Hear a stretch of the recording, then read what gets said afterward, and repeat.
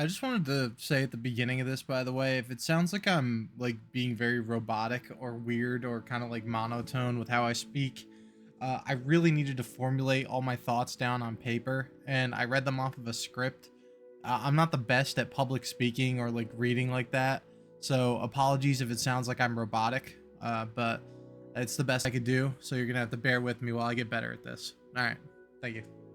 When I hear the term video game adaptation, there will always be a side of me that errs on the side of caution when I first hear it, and honestly for a good reason.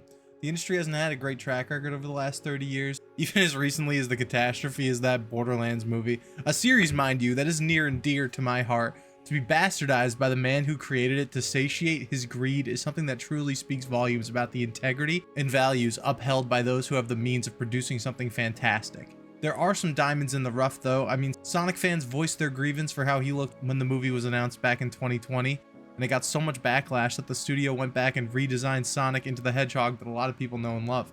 Ever since then, Sonic fans have been eating good, man. They have a third movie on the way. It's coming out in December, and I've only heard good things from the first two. Clearly, by showcasing passion and effort over everything else truly does pay off, and one company that's willing to bet on studios to create different series with that level of enthusiasm is surprisingly Netflix. Now, I know not all of Netflix's originals aren't all amazing. Every Resident Evil show they've released has been mediocre at best, and I haven't heard anything good about the new Tomb Raider series. I mean, looking at the IMDb and Rotten Tomatoes scores, it doesn't look like it's being well received.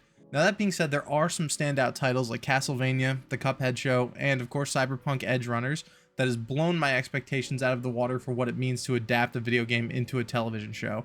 And 2 days ago marked the end of Netflix's best video game adaptation that it has ever made. And honestly, its best animated show, Arcane. Now, Arcane tells a beautifully tragic tale of family and progress and what it means when man plays with things it shouldn't. If you haven't seen the series before, this is your disclaimer. Click off the video and go watch the show. It's not that long. It's like 18 episodes long. It's like one of the best animated series I've ever seen in my whole life. It's one of the best series I've ever seen in my whole life, okay? Like, I'm not even putting it in the category of animated show. I don't believe that. I think that's kind of a load of BS, if I'm being honest with you. If it's good, it's good, and Arcane is amazing. The show is truly one of a kind, and I really don't want to ruin anyone else's experiences watching it for the first time, so please go watch it. Alright, cool, let's get into it. So Vander and his adopted brother Silco have a falling out long before the events of the story take place, and after doing some research, I've come up with my own theories which have happened between the two of them. Vander and Silco both had the same dream of an independent nation of Zon, but with different ideologies. I believe Vander wanted independence and equal power with Piltover to strengthen the two nations and keeping them united. Silco, on the other hand, while still wanting independence, wanted the power that comes with running a nation unrestricted by council to rule how he pleased without intervention. This dispute eventually leads to Vander and Silco on the outskirts of Piltover and Zon, where Vander overpowers Silco, damaging his eye while attempting to drown him. As Silco feels himself start to slip, he fakes his death and at the last second pulls a knife from Vander's waist, cutting his arm, leaving them both scarred. After years of hiding, Silco eventually returns with his own syndicate of criminals to overthrow Vander's lead over Zon by working with Dr. Korn Revik, and they create a drug called Shimmer, a techmaturgical liquid capable of many uses. Now, if you're unaware of what techmaturgical means, don't worry, I got you. It refers to the use of technology in a way that is semi-sentient and capable of self-operation, or to simplify it even more, it's technology infused with magic. Now, Piltover and Zon can be looked at as a city that holds a mirror up to itself, where you have the pristine state-of-the-art gadgets of tomorrow made with silver and gold that Piltover provides. Zon keeps up with its iron and steel. Now, when Piltover creates Hex Tech, a power source with limitless potential that uses the power of Arcane, Zon leans into increasing Chemtech production, another techmaturgical power source which has as much potential as Hextech and just as much risk. After capturing Vander, Silco uses him as bait to get rid of his brother's adopted children, who are all capable of getting revenge for their father. The team of siblings led by Vi, followed by her adopted brothers Milo and Clagger, almost managed to break Vander out when Vi's sister Powder, who's asked to stay back because it's too dangerous, tries to come and help, powering a monkey bomb with a raw Hextech crystal, causing a devastating explosion which resulted in the death of her two adopted brothers. And honestly, after that, what plays out is it's just haunting. I only wanted to help. I only wanted to help. I only wanted to help. I told you to stay away. Please. I told you to stay away! Years later, after Vander's death, Silco takes over Zaun, turning it into a cesspool, and the streets are filled with addicts just looking for their next hit of shimmer. Silco turns his attention to finally fulfilling his dream of an independent nation of Zaun, so he eventually contacts Jace, a member of the High Council of Piltover, who is willing to grant Silco Zaun's independence, alongside with unrestricted access to Hex Gates, a revolutionary method of travel that would allow Silco to efficiently ship his shimmer production to all over the world, essentially just corrupting everybody and making them all addicts. Now, Jace's price for this was for Silco to turn over his adopted daughter Jinx, who has basically just been running around terrorizing the entire city of Piltover for like years, and in return Silco would earn his city's independence. Silco was one of my favorite characters in the entire show. Even as a literal drug lord kingpin of an undercity, the man that he was at the end of his life was not something I could look at and see good in until I saw the scene from season 2. In a flashback before Vi was born, her mother Felicia is with Vander and Silco in their bar The Last Drop, and they speak about earning Zaun's independence, and you see the people they used to be, and specifically the man Silco used to be, and how he shared the same ideologies that his brother had. And you could still see he cared by how he adopted and raised Powder despite the man he became. He still had that shred of humanity to do the right thing for an old friend. And during season 1, I looked at Jinx and Silco's relationship as a father who used his daughter as a tool to get done what needed to be done. And Silco truly was a monster at the end of his life, and his way of running Zaun would have been disastrous for the rest of the world if he got his way. But the writers still made me sympathize with the man that used to be, and it hurt me to think about the way that things could and should have gone. Silco's story is one of failure and corruption, and like most stories in the show, it ends in tragedy. But it's not as tragic as what happens to his brother Vander. Years after being killed, it's revealed that he's brought back to life by Dr. Revik and has been experimented on by a mixture of both Chemtech and Shimmer, turning the man into a monster. Vander, we knew, was turned into Warwick, a wolf man whose hunger for blood overwhelms his mind, making him nothing more than a savage beast. Two sisters separated by circumstance are thrusted into a gang war because their father and his brother's hatred for each other drove them to destroy not only their lives, but the lives of so many others. After the death of their parents, Violet and Powder were taken into care by their mother's close friend Vander, and managed keeping their home of the Undercity together. The dynamic between Vi and Jinx was truly one that touched my heart in a way I find hard to describe. The emotional baggage I felt rewatching the scene where they see each other for the first time since their separation just flooded my mind to where the story goes and the trials and tribulation of both sisters. I believe Jinx wanted nothing more to be with her sister, but years of being raised by a megalomaniacal kingpin paired with her fractured mind led her down a path of death and destruction, one that unfortunately couldn't be walked back. During season 2, Jinx got to have that sisterly connection again with Isha, giving her a sense of normalcy that started to rebuild the family that she lost. A girl just like her when she was young, a brilliant mind with a knack for inventions. But Isha wanted justice for what's been done to Zaun, and posing as Jinx sparked a revolution of blue-haired rebels willing to take the fight back to Piltover, painting the town blue as their sign of rebellion. As the rebels are arrested for vandalism or worse, Jinx finally goes to be the face of the revolution and break out all the Zaunites from prison. But as soon as that happens, the monster created by Dr. Revik, Warwick, arrives. Straight up, this fight tears ass, dude.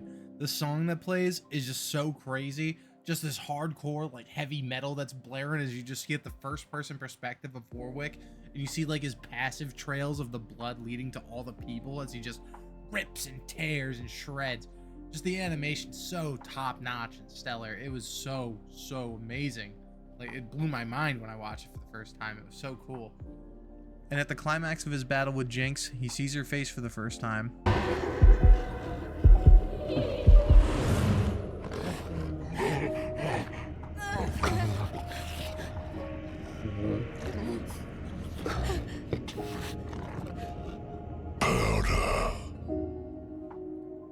And for any keen viewer out there that heard the music that played, the little dun dun dun dun dun dun that played in there was the song that Powder was singing while they were crossing the bridge in the first scene of the entire show. I already knew about Warwick's identity going into this season because I got it spoiled for me, but even knowing, it still hit me like a ton of bricks. And it's a testament to the creators on how they did such a phenomenal job presenting the story in a way where even knowing the story details, the reveals invoke such a powerful emotional reaction from me. It was just such a good job. Vi's story begins after being in prison for 7 years for her protection, because if Silco would have found out, she would have been killed as to not return for revenge later down the line. And as Vi sets out with Caitlin, one of the enforcers and daughter of one of the members of the High Council of Piltover, they start following leads looking for Silco. During that, Vi learns of her sister's whereabouts and goes out to find her. When she does find her though, she's not the same little girl she left who was crying her eyes out begging for her sister to come back and save her. She's now a psychopath willing to shoot anyone on sight, no questions asked, and will laugh while doing it. Eventually, Caitlin and Vi find enough evidence that Silco is producing Shimmer and bring it to the council. Now, I believe the decision to not start a war was the correct play by the council, but to leave it alone is such a terrible idea. Prior investigations be damned, with two individuals that come forward with a sufficient enough argument, especially one is trusted as a fellow counselor's daughter and close friend to another, to just be blatantly pushed aside for no better reason than, oh, we looked into it and nothing came up, which was a deciding factor that ended with the death and disfigurement of almost every person in that room. Now, later in Season 2, Vi ends up having to choose sides between Piltover and Zaun after the attack on the council, and decides to stand with Caitlin and join the enforcers to take the fight to Jinx to bring her to justice. Now, when all's said and done, Vi's choice to save her sister when Kate had the shot to end it is one that went against what she just told Kate not even 5 minutes prior. Vi's framing of the situation was to save Isha because Caitlyn could have missed. Now, I think that was just a straight up lie, and even Caitlyn knew it. At that range with her marksmanship skills, there's no way Caitlyn would have missed, and Vi just took the opportunity to save her sister. So I actually want to reiterate my opinions on what I just said right there. So I actually don't think it was like a lie. I actually believe more of like Vi was over Jinx and she was about to take her out, but I don't think it was going to be like a killing blow of like going to throw the punch when Isha jumps in to stop her. And when I looked at like the circumstance of what was actually happening in the scene, Vi did the absolute correct thing of stopping Caitlyn, because bullets do collateral damage, okay? Isha's head was right next to Jinx's head, so if Caitlyn would have shot, that bullet would have went right through and took them both out. And Vi honestly just did the right thing to save Caitlyn from having the trauma of having taken the life of a child. I stand by thinking Vi was in the right, and I still think she was saving her sister, but she also was saving Isha. After that incident, Vi spiraled into alcohol abuse and started underground boxing until she was eventually confronted by Jinx in her apartment so that she could take Vi to Vander. The scene that played out after when they all came together, hands down, is my favorite scene of the entire show. I looked like Matthew McConaughey in Interstellar, just crying at my monitor when Vi and Vander hugged and then looked back to Jinx and she went, "He's your dad too," and the music kicked in. Oh my god, I was destroyed. And little side note, this show has the best music in any show I've ever seen start to finish. Every single track is so unique. It fits the vibe for every scene, every character. Even the lyrics fit the scene so perfectly. The only thing I can really think of that does that with music is the songs from Alan Wake 2, which is also a banger game. Play that game. Now, back on the topic of scenes that destroyed me. Aisha's sacrifice, that left me devoid of emotion for like probably a day. Like a full day. I just went through, did the motions. I was so broken up by this little girl who just wanted to do what she thought was going to help her new sister and ease the suffering of her father, that she took it upon herself to make the ultimate sacrifice. And oh man, it was brutal. I just rewatched it. I literally just rewatched the scene not even a minute ago. It's so devastating.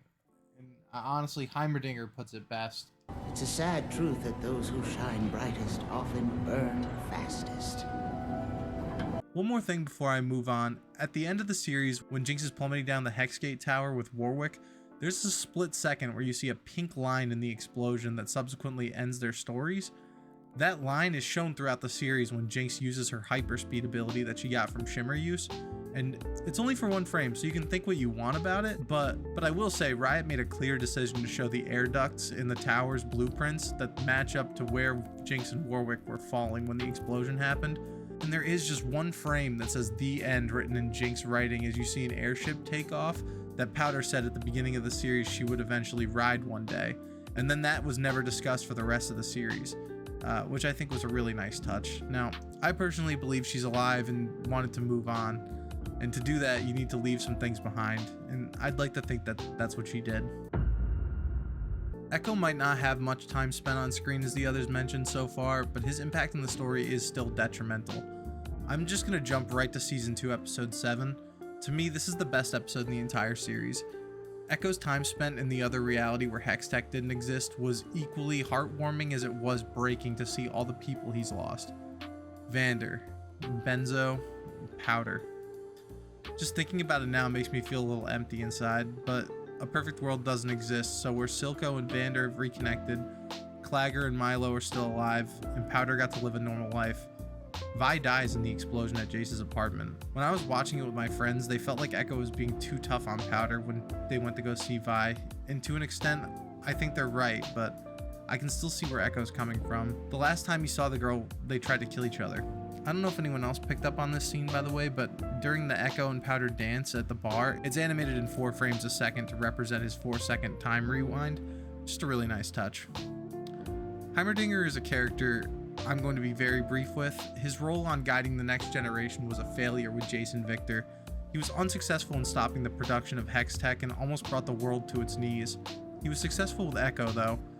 Both of them set out to create something that would help bring the end to the current conflict in the real timeline, and by doing so, Heimerdinger sacrifices himself to bring Ekko back to where he belongs, back to his friends, and back to his family.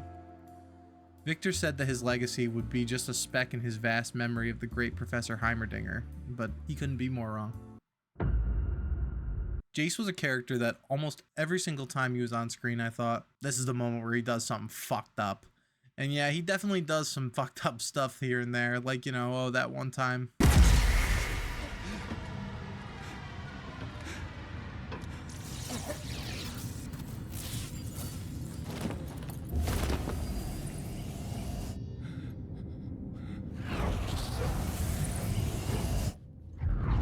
Every time he kept pushing forward, I kept telling myself, he's the savior of Piltover in the game. He can't truly go down that dark of a path. I told myself that when he revived Victor with the Hex Core after he promised to destroy it, and even after I watched him drag his beaten and broken body up to his best friend and plant the shot right in his chest as Victor's utopia crumbles and Jace walks away, I never gave up hope that he did what was right. I felt so vindicated when Victor's plans were revealed, and when Ekko and Heimerdinger were sent off to a world without Hextech, Jace was sent to one that was completely assimilated by it. The streets filled with Victor's puppets all keeping an eye on him from a distance, seeing what move he would make next, and eventually, after being there for weeks, maybe even months, Jace makes his way to the very top of his own Hex Gate, and is met with the man that saved him all those years before, where it's revealed to be Victor. And I had a feeling this was going to play out this way at this point in the story, and it's still nice to see an older Victor who has regretted his self-indulgence into fusing his body with the Arcane. Having to rewatch the series to gather footage for this video, I noticed a cool bit of foreshadowing I wanted to point out really quickly. During the scene where Victor is sick in bed and he asks Jace how much time he has left, it cuts to 2 playing cards, one of death that represents Victor's natural conclusion, and the Magician showing where he would eventually end up. Victor was a man of progress, much like his partner Jace, but where Jace had more things on his plate to deal with than just the development of Hextech, Victor was literally consumed by it. Carving runes into his own skin, sharing his DNA with the Arcane that flowed throughout the core, corrupting both him and it in the process. The world we got to see through Jace was haunting, and to see what Victor was capable of doing with that power, even if it was for the sake of progress, was too dangerous. I don't believe the world was doomed for ruin with Hextech, and the way the series ends shows us that that statement is at least somewhat true. But it also shows us that the price of progress is one paid in blood. Okay, well, that's all I really had to say on the matter. I know I missed a lot of stuff talking about it. I know I didn't even talk about Ambessa a single time in this video. I didn't talk about her daughter Mel either. I felt that whole situation was kind of bubbled in the Black Rose and all of that, and it personally just was the part of the story I had the least amount of interest in. After doing some research and learning what it is and what its goals are, I think it's really cool. It's an organization, if you don't know, it's an organization run by 2 champions from League of Legends, LeBlanc and Vladimir, who are both from Noxus. And it's like a shadow organization that is essentially designed for containing and keeping secure Mordekaiser, who is like a 1500-year-old fucking evil demon man. It's really cool. It's interesting if you want to look into it. If you don't already know what it is, it's definitely worth looking into, because if you like that kind of secrecy organization and magic, perfectly up your alley. Me personally, It's not really my cup of tea, and I was very much interested in everyone else except for these two. But I do want to say one last time, the artists that did the work on this show, from the voice acting to the editors and to the actual people who created the art for it, thank you all so much. You guys did such an amazing job, and honestly, I can't wait to see what y'all have next. Okay, that's about it. I'll talk to you guys later. Peace.